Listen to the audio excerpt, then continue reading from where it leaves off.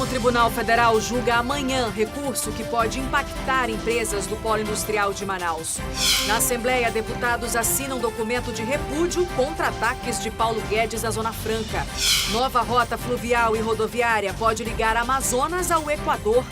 E ainda começa a segunda fase da vacinação contra a gripe. A meta é imunizar 25 mil crianças que ainda precisam da segunda dose.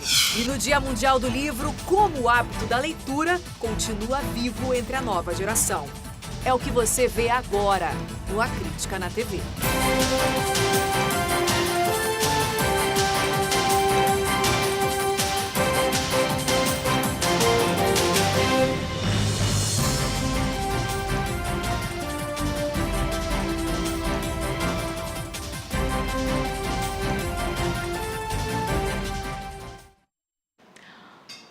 Olá, muito boa noite para você. Amanhã é um dia importante para o futuro da indústria no Amazonas. O Supremo Tribunal Federal deve decidir se haverá ou não o creditamento de IPI, o Imposto sobre Produtos Industrializados, na entrada de insumos provenientes da Zona Franca de Manaus. Sobre esse assunto, para dar mais detalhes, eu converso agora ao vivo com a repórter Rosiane Chagas. Oi, Rosiane, muito boa noite para você. Esse julgamento, ele já havia sido adiado, mas parece que agora, os ministros do STF, eles finalmente vão definir aí o que pode trazer ou não prejuízos à Zona Franca, né? Exatamente, Nayandra. Boa noite para você e para todos que nos acompanham nesse momento. Finalmente, esse recurso interposto pela empresa Nokia e também pelo Amazonas vai ser julgado aí no STF. Julgamento esse que, como você disse aí no início, vai ser importantíssimo aí para definir o futuro da Zona Franca de Manaus.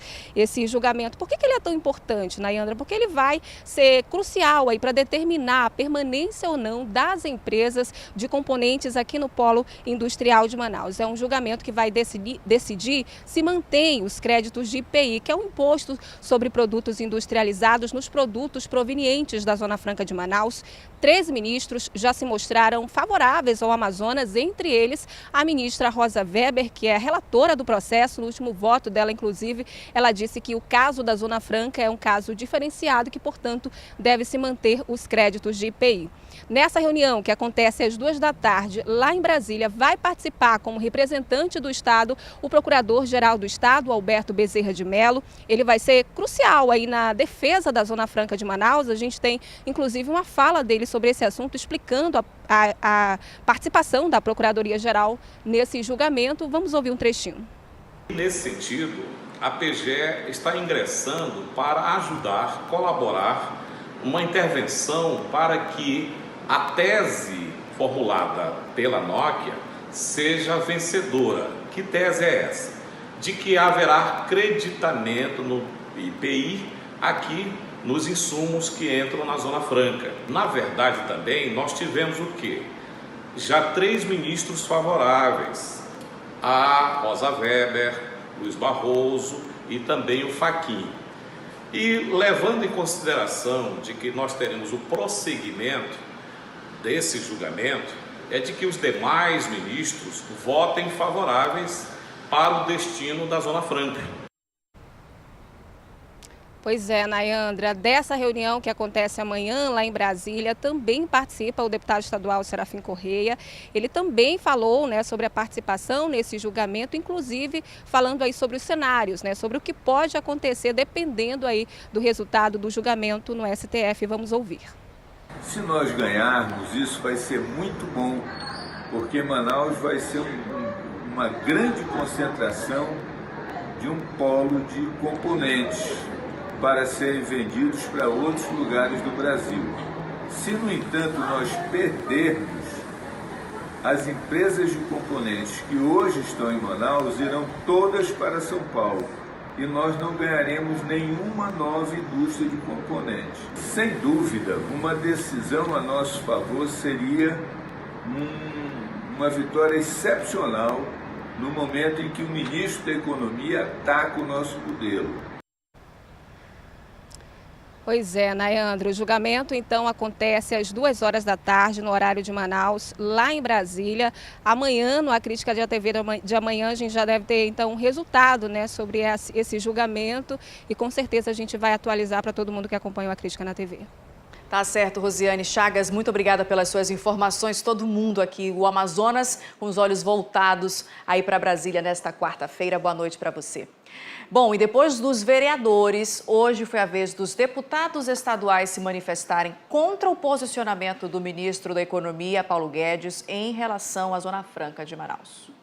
A declaração do ministro Paulo Guedes, vinculada em um canal de televisão, rendeu uma moção de repúdio na Assembleia Legislativa do Amazonas, assinada por 20 deputados. Eles acreditam que o ministro não sabe o quanto a Zona Franca é importante para o Amazonas e para o Brasil. Então a gente tem que se pronunciar imediatamente, que é para não deixar que vozes e falas como essa, né, peguem eco e sejam, de repente, uma fala nacional. Para alguns parlamentares, a solução é mostrar para o ministro as vantagens econômicas do modelo. Espero que ele possa rever a postura, sentar com os parlamentares, com o povo da Amazônia, que ele possa vir aqui verificar a Zona Franca em loco e ele aí sim possa tirar as opiniões dele, que ele possa ter um posicionamento de ministro. Além da moção, também foi apresentada nesta terça-feira a proposta de formação de uma comissão suprapartidária para defender os interesses da Zona Franca de Manaus. O grupo deve ser formado por prefeitos, governadores, parlamentares estaduais e federais do norte do país.